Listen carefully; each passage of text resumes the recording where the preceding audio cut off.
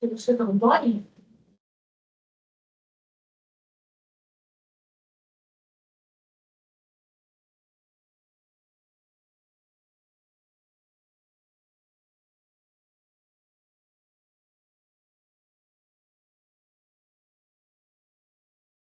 Bom dia, boa tarde, boa noite a todos, dependendo do horário que você está me assistindo.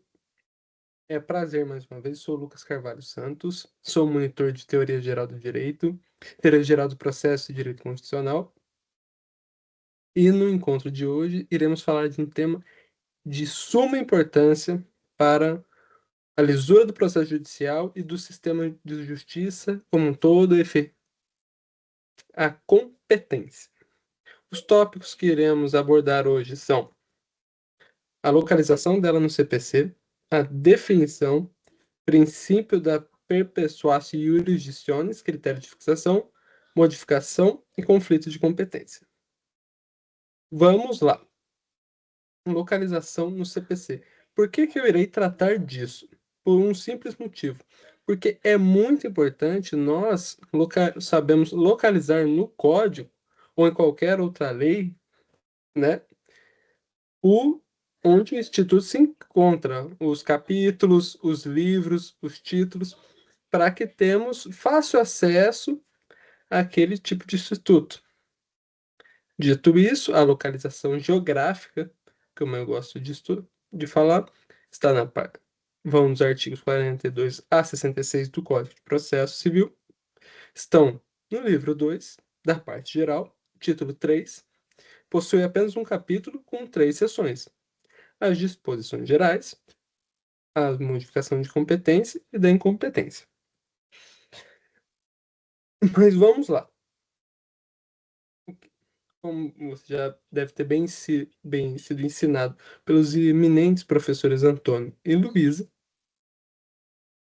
a definição de competência, o que que é competência? Nada mais, nada menos. Lembrando que, tá, reformando.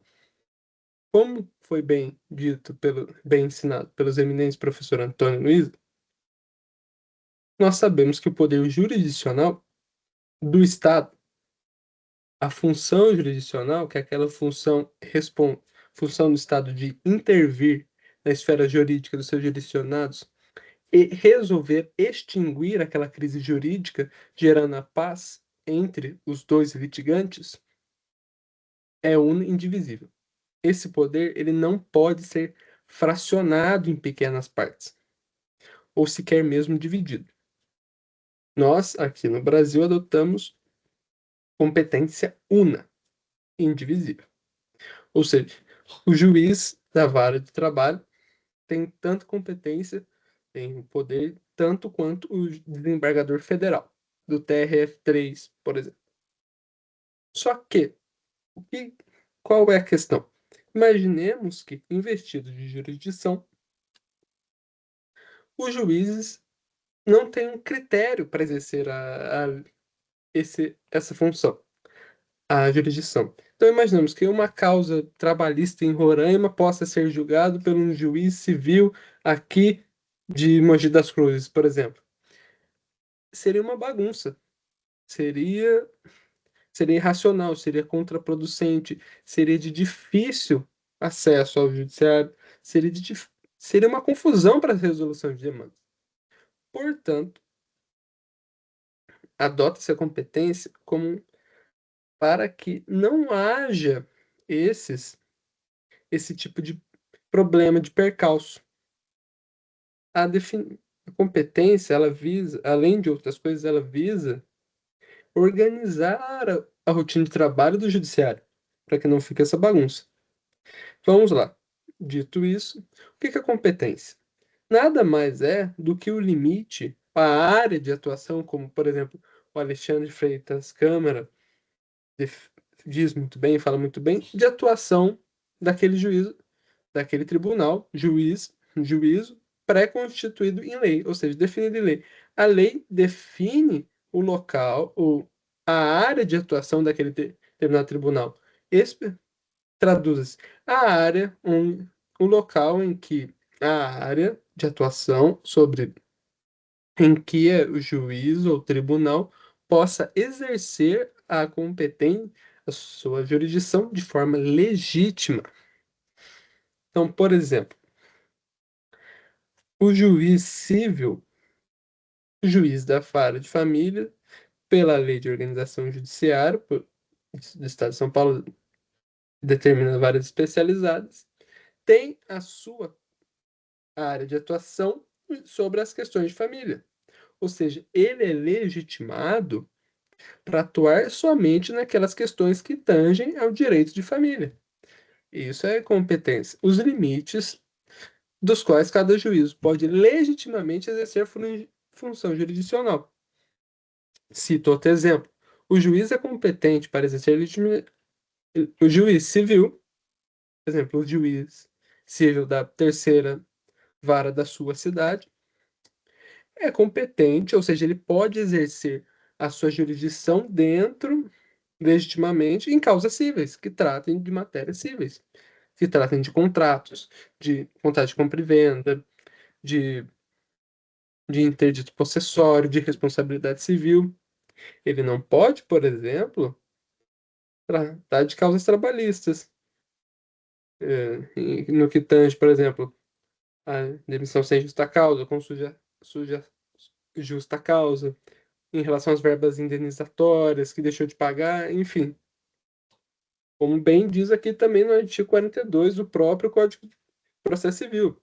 As causas civis serão processadas, decididas pelo juiz no limite da sua competência, ou seja, dentro da área em que ele foi designado previamente por lei para atuar. Isso também está relacionado ao princípio do juiz natural, em que cada justiça terá sua área para ela que ela possa atuar. E vamos lá, outro princípio super importante é que, uma vez distribuída ou registrada a petição, torna o juízo prevento, ou seja, aquele juiz será competente para julgar a causa. E, dito isso, o que é esse princípio? Ela perpetua a jurisdição àquele juízo, aquela coisa. No momento de registro da petição ou na sua distribuição. E as modificações posteriores, ou seja, depois da propositura da demanda ou registro da petição, são irrelevantes para alterar essa competência, porque uma vez registrada ou distribuída a petição naquele juiz, ele torna-se prevento para processar aquela causa. Processar, conhecer, julgar aquela causa. E ela é perpetuada a partir do momento do registro ou da distribuição. E no nosso Código de Processo Civil, diz que as modificações posteriores à propositura, ou seja, depois da propositura da demanda, não, não afligem, não atingem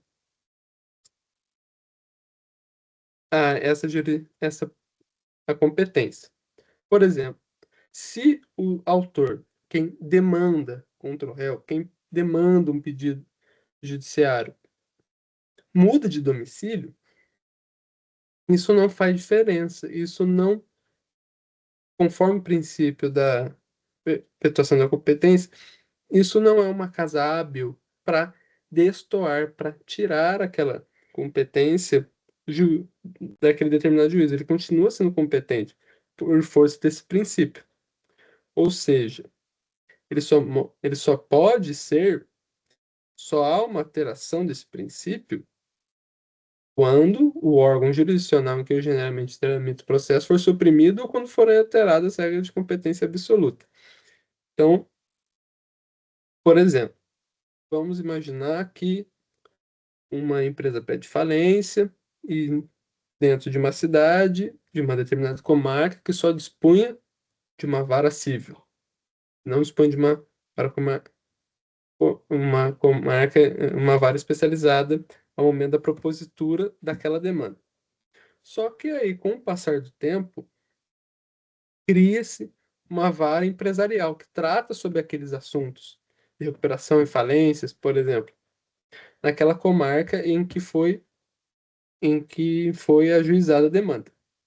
Neste caso, como vimos, A exceção do princípio, esse princípio atua jogando, permitindo que o processo seja analisado por aquela vara especializada, ou seja, a vara civil em que o processo foi ajuizado e no primeiro momento não é mais competente, devido à alteração no órgão jurisdicional ou à mudança de regra de competência absoluta. Mas sobre competência absoluta a gente vai tratar mais um pouquinho para frente.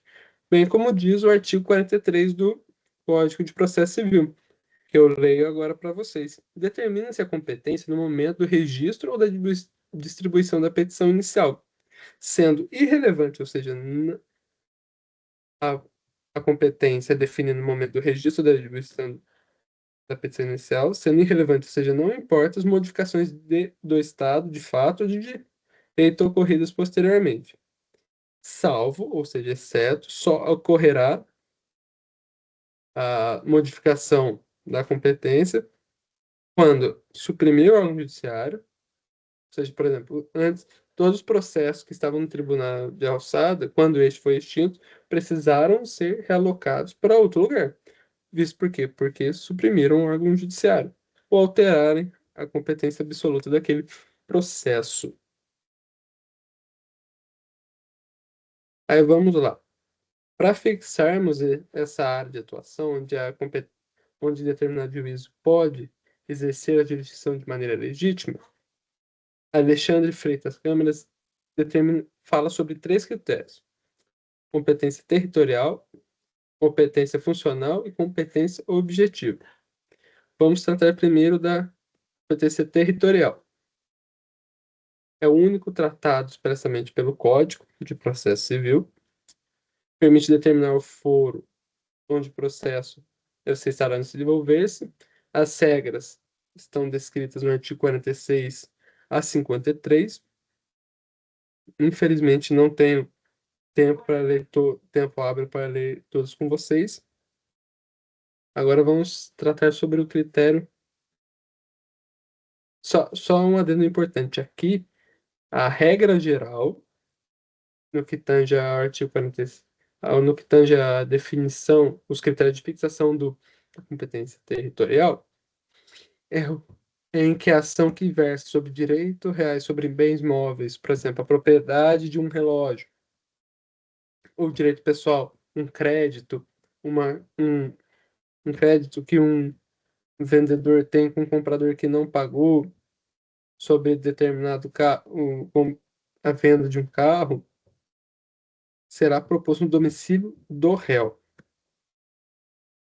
Ao tratarmos o critério funcional, basicamente, quando um, consiste em basicamente quando um processo for instaurado perante um determinado órgão jurisdicional, por exemplo, um tribunal, atribui-se dentro desse processo atribui uma função que outro tribunal diferente precisa fazer. Então, vou pegar o exemplo da carta precatória. Imaginamos que A entra com uma ação contra B, na comarca C. Porém, B está morando na comarca D. Ou seja, o critério funcional, a competência funcional, decorre do juízo da cidade D para que realize a citação do B para responder o processo que está sendo instaurado contra ele na comarca A, B, na comarca B. Então veja que outro órgão jurisdicional, que não o juízo da comarca A, teve aquela função de realizar a citação do réu em outra comarca. Isso é uma das modos isso é um dos critérios de fixação da competência, tanto quanto o critério objetivo, que pode ser fixação da competência interna, ou seja, daquela competência dentro do nosso país, em razão do valor da causa, da pessoa ou da matéria. O modo que essas competências são fixadas é determinado pelas leis de organização judiciária, e se tratando de justiça estaduais, isso pode ser isso pode ser alterado por cada ente federativo, cada estado, para atender às suas demandas, né? Suas... E dentro da critério de suas especificidades, familiaridade. Dentro da nossa competência, ou seja, dentro dos órgãos, aqui dentro do nosso país, porque, como já foi bem dito, a competência internacional, aquelas descritas no artigo 21 a 23, do artigo 21 a 22, determinada competência concorrente, ou seja, em que não tanto quanto a justiça brasileira quanto a outra justiça podem atuar nos casos, e o artigo 23 se trata especificamente dos casos em que somente, ou seja, somente a justiça brasileira pode atuar. Somente daquelas causas em que somente a justiça brasileira pode atuar. Só dela pode conhecer, só ela pode julgar, principalmente. E um exemplo é se tratar de bens imóveis dentro do território nacional. Por uma questão de soberania, todas as causas atinentes relacionadas a bem imóvel no Brasil, a única jurisdição que pode ser exercida é a do Brasil. Diferentemente quando, por exemplo, no artigo 21, parágrafo, inciso 2º, quando a obrigação tiver sido cumprida no Brasil, tanto a, com- tanto a justiça brasileira quanto a justiça estrangeira são competentes, a competência delas são concorrentes, são pares, ambas podem conhecer e julgar aquela causa. Basta que, para a sentença, caso a, a demanda relacionada a determinada obrigação seja julgada, tenha sido analisada e julgada na justiça estrangeira, nestes casos, basta que haja homologação da sentença para que ocorra efeitos no Brasil. Indiferentemente do que o que não ocorre, ou seja, a sentença estrangeira que versar sobre bens imóveis situados no Brasil não é válida, porque a única jurisdição competente, ou seja, a único órgão jurisdicional pode exercer a jurisdição, se tratando de bens imóveis, é a brasileira. Então, se uma sentença na Itália tratar sobre um bem imóvel aqui no Brasil, ela não é apta a produzir efeitos aqui. Dito isso, vamos tratar dos critérios absolutos de fixação de competência. São criados para tutelar, ou seja, para proteger interesses públicos ou interesses privados de extraordinariamente relevantes. E esses, o critério objetivo, basicamente, é uma razão da matéria e da pessoa, mais o critério funcional. O critério razão da matéria. Vamos correr. Só um minuto aqui. Em razão da matéria, é determinado pela natureza daquela relação jurídica controvertida, ou seja, que há uma lide, um conflito definida pelo fato jurídico que dá a causa. Então, por exemplo, vamos tratar do exemplo de recuperação e falência judicial. Qual que é o tema versado? Qual que é o tema controvertido? Falência e recuperação. Então, a causa de pedir vai estar relacionada a esse tema, essa relação jurídica controvertida, contém a afirmação do direito discutido. E isso é o que vai ser, é o que é o dado a ser levado em consideração para identificar o juízo competente, ou seja, aquele órgão jurisdicional legitimado para conhecer e julgar daquela causa. Enquanto a, o critério objetivo de fixação absoluto da competência, razão da pessoa, tem em relação, leva em consideração as partes envolvidas naquele conflito, naquela lide. O principal, eu vou citar um exemplo de competência, o principal exemplo, como o Fred Didier põe muito bem, e, gente, só um adendo aqui, só uma observação. Para vocês entenderem o processo civil, eu recomendo muito a leitura do Fred Didier. Acho um jurista sensacional. O principal exemplo, mesmo que ele dá, é o da vara privativa da Fazenda Pública, que ela foi criada justamente, especificamente, para julgar, conhecer e julgar das matérias que relacionadas à matéria pública, ou seja, a Fazenda Pública, que a Fazenda Pública faça parte. Mas não vamos adotar como regra, porque não havendo varas especializadas, não quer dizer que não possa ser julgado pelo juiz que tem naquela determinada comarca. Só vamos colocar assim uma preferência, ou seja, quando houver varas relacionadas à fazenda pública, ela será julgada lá, porque ela é absolutamente competente em razão da pessoa, ou seja, daquela parte que está envolvida no conflito. Tanto quanto, por exemplo, uma vara de família é absolutamente competente em razão da matéria, ou seja, em relação ao tema, ao direito que é discutido, aquele tema que é tratado dentro do processo judicial. E o critério funcional, como já foi bem explicado. Mas por que que existe?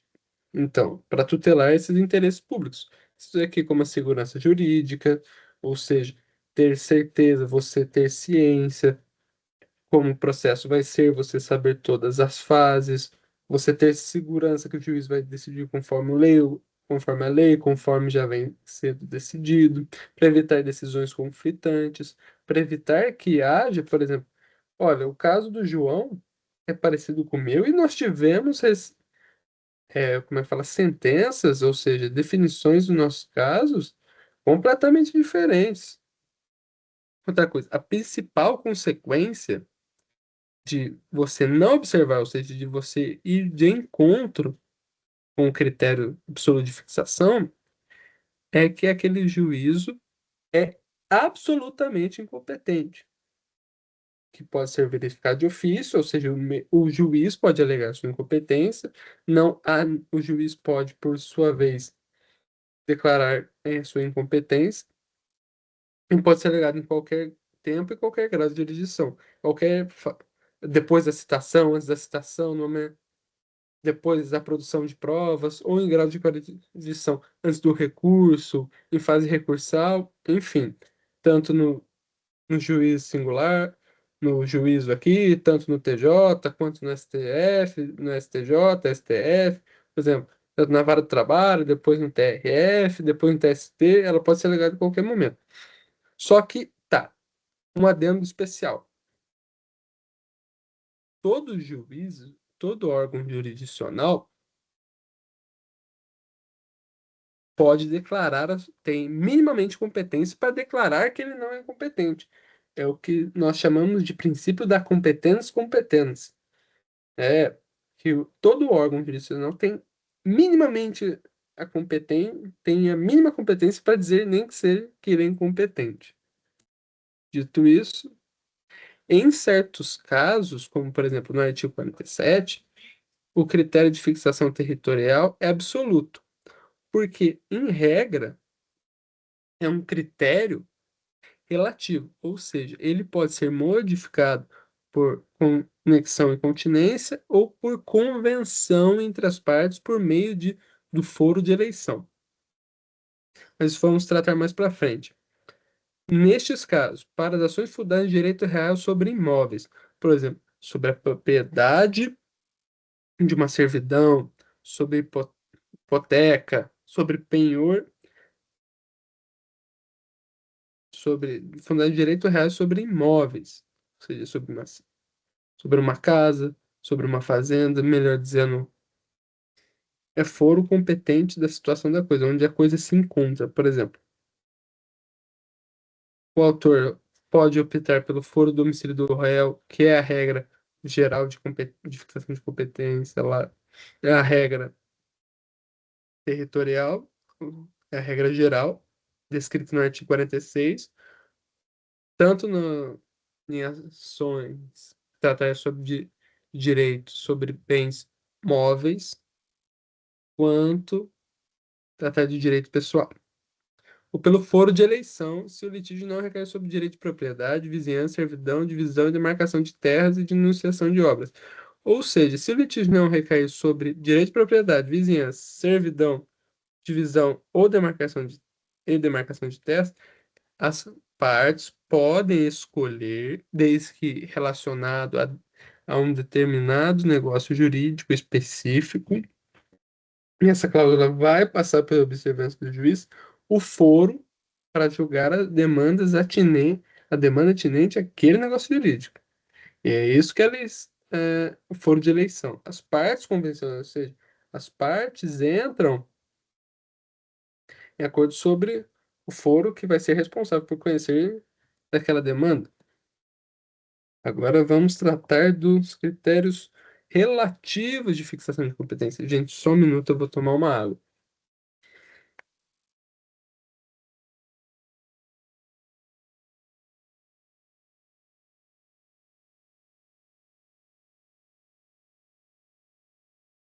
Só um minuto.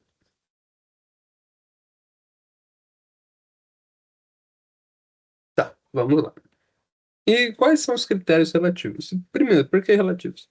Porque, diferentemente dos critérios absolutos, eles podem ser modificados, co- coisas que não ocorrem com os critérios absolutos. Além de ser modificado, seja pela conexão continência, que são fenômenos de modificação de competência, que nós vamos tratar daqui a pouquinho, as, par as partes podem convencionar diferentemente qual em relação a esses critérios, ou seja, as partes podem estabelecer quem será o órgão jurisdicional responsável por conhecer e julgar daquela causa. Primeiro, esses critérios foram criados para proteger o interesse particular das partes, ou seja, o que atende melhor às necessidades das partes. Critérios relativos são valor da causa e território, que podem ser modificados simplesmente para atender o interesse da parte, o que lhe for conveniente. E vamos lá tratar do competência razão do valor da causa. Há regras de competência que são criadas a partir do valor da causa, e o valor da causa é definido de forma do valor do pedido, um dos elementos da demanda. Um bom exemplo disso são as competências razão do valor da causa dos juizados especiais, que determina que as causas passíveis de serem julgadas pelos juizados são de até 20 salários mínimos, se eu não me engano. Portanto, o artigo 63 do Código de Processo Civil permite a modificação de competência em razão do valor da causa. Seria, como vimos aqui, um exemplo de competência relativa. E por isso que o demandante pode optar por demandar ou não demandar em face, não perante o juiz civil.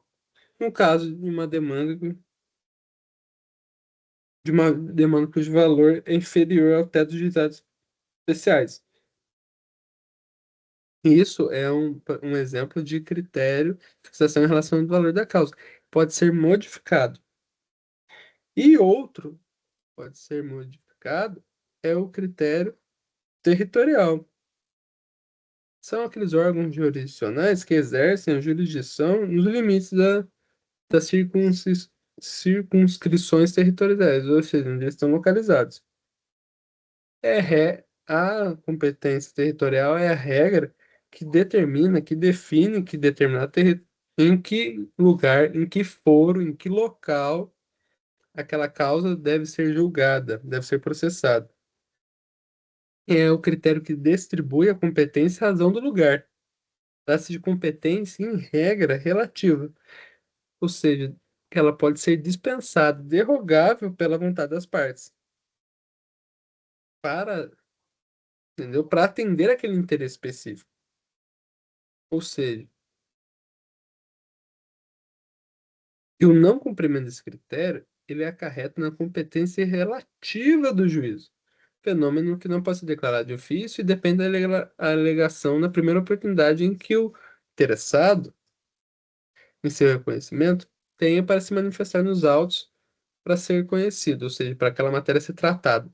Se o interessado não fazer tal alegação, não discorrer sobre aquele assunto na primeira vez, na primeira oportunidade que ele tem de tratar sobre o assunto, a competência é prorrogada, ou seja, o juízo relativo inicialmente incompetente passa-se a ser competente para julgar aquela determinada causa, como está bem descrito no artigo 65, essa do Código de Processo Civil, essa é a diferença entre a competência absoluta e relativa, uma das principais diferenças, como notamos aqui na nossa aula. Só um minuto, gente. Vimos, por exemplo,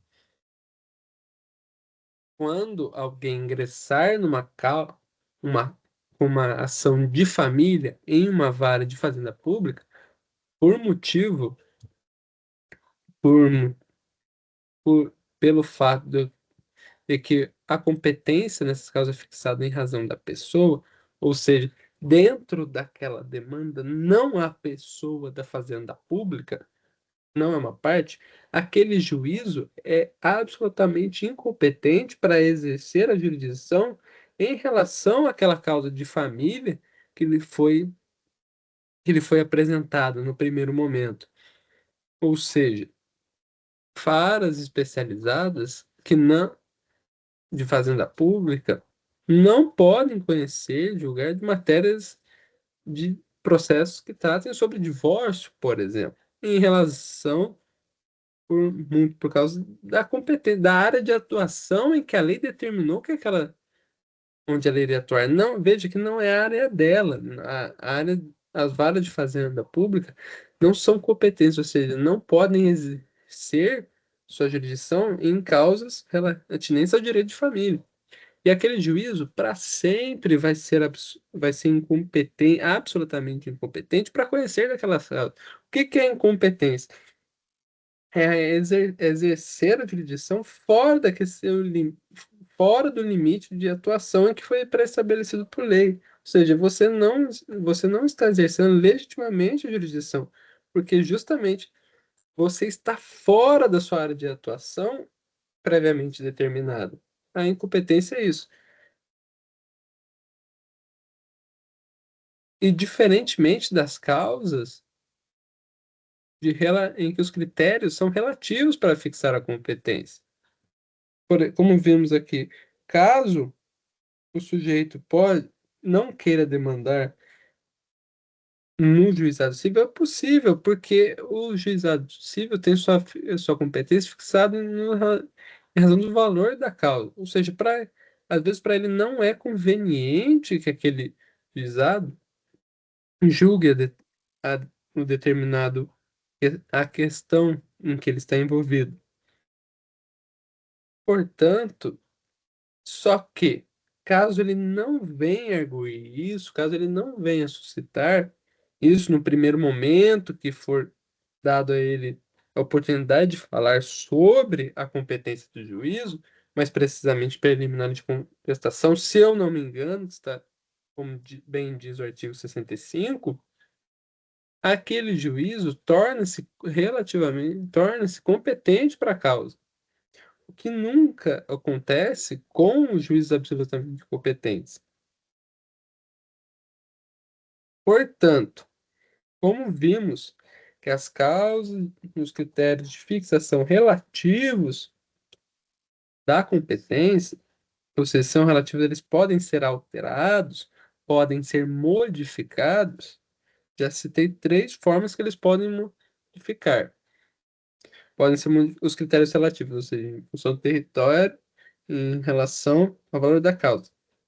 Eles podem ser modificados pela própria convenção das partes, que é determinada eleição de foro, no que tange a competência, a fixação de competência em razão do território, diante a conexão e a continência. Agora vamos tratar, como bem diz o artigo 54 aqui, a competência relativa poderá modificar-se pela conexão ou pela continência, observado exposto nessa seção.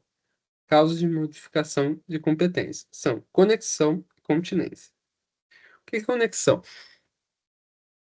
As causas definidas como conexas são quando o pedido for comum ou a causa de pedir forem iguais, forem semelhantes. Por exemplo,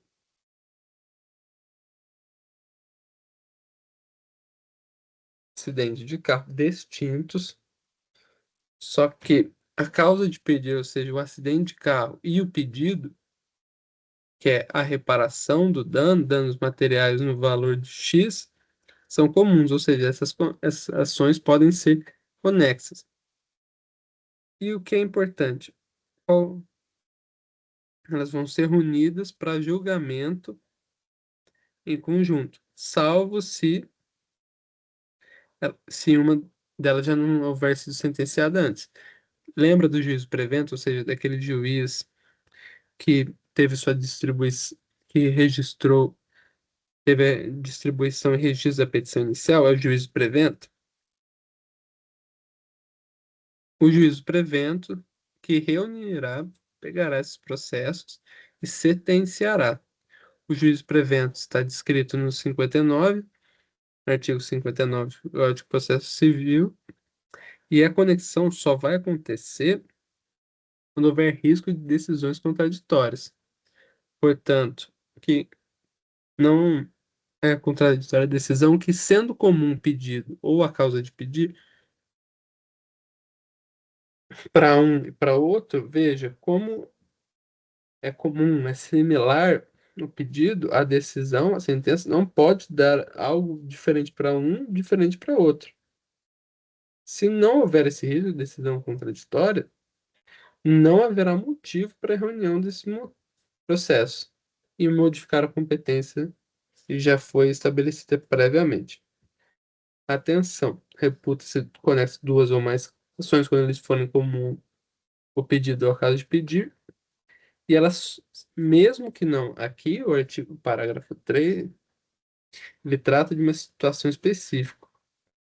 Veja, que, para que serve conexão? Para evitar que causas semelhantes tenham decisões contraditórias, entendeu? Então, mesmo quando não houver conexão, ou seja, mesmo quando duas ou mais ações não tiverem um comum ou pedido ou a causa de pedir, elas podem ser conexas para evitar decisões conflitantes ou contraditórias. O que que é a continência? A continência, além, é um critério de modificação de competência que ela se dá entre duas ou mais ações quando houver identidade contra as partes e a causa de pedir. Mas o pedido de uma, por ser mais amplo, abrange os demais. Então, imaginemos que A e B entram contra C em, em relação a um contrato, por causa de um contrato, em que A pede anulação do contrato e B pede a invalidação, anulação de determinada cláusula. Veja que o pedido de A é mais abrangente, ou seja, ele vai englobar, abranger o pedido de B. É o que se chama, a causa continente é a causa contida, ou seja, a causa continente é a que engloba, que abrange, engloba, e a contida é a que é englobada, é a que é unida por ser menos abrangente do que a causa continente.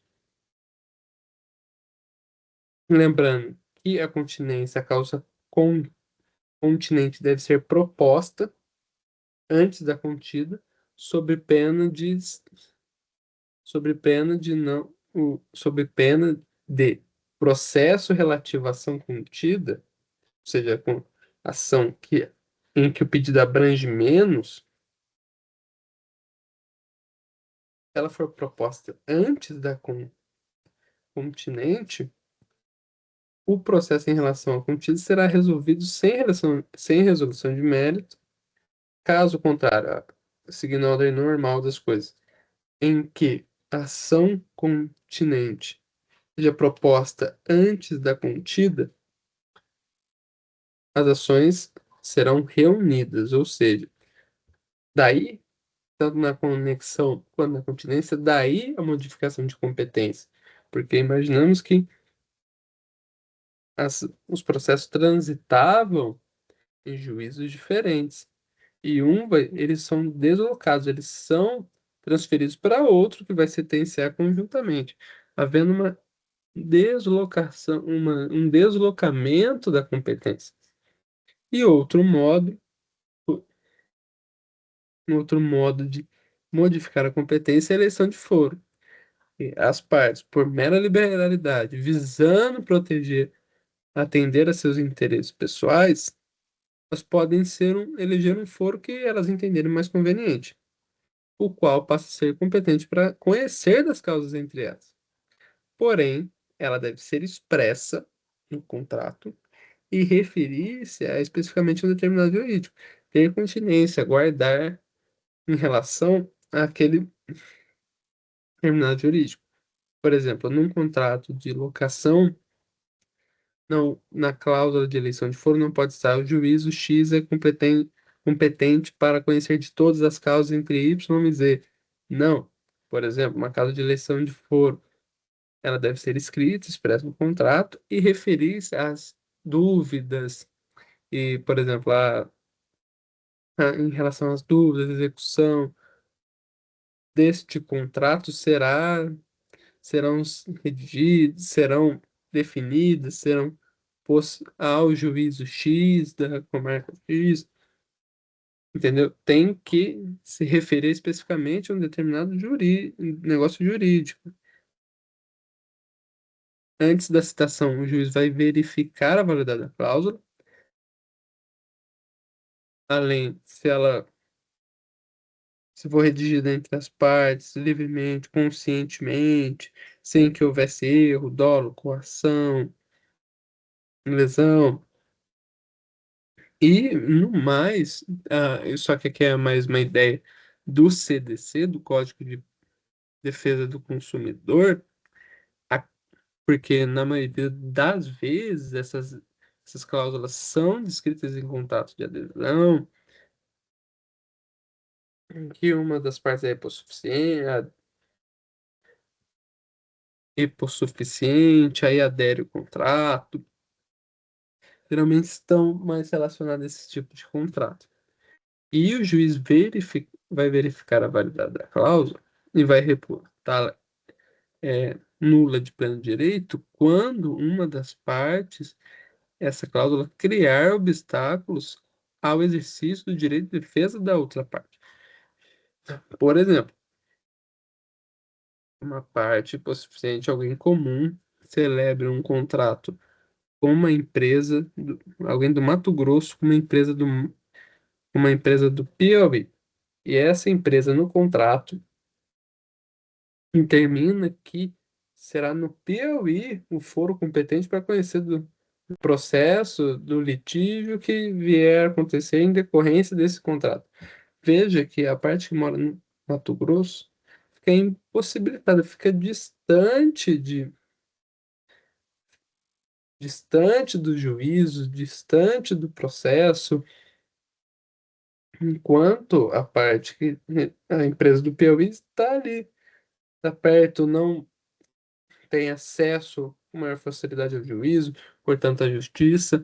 E lembramos que são princípios, são direitos fundamentais do acesso à justiça, ou seja, uma cláusula que veda, que atrapalha o exercício do direito de defesa, atrapalha, obsta o acesso à justiça é nula. Tanto a que obsta, atrapalha o exercício o acesso à justiça quanto ao direito de defesa, podendo ser resumido em direito de contradizer o que foi dito no processo, de ampla defesa, de usar todos os meios possíveis para se defender de possíveis ilegais naquele processo judicial.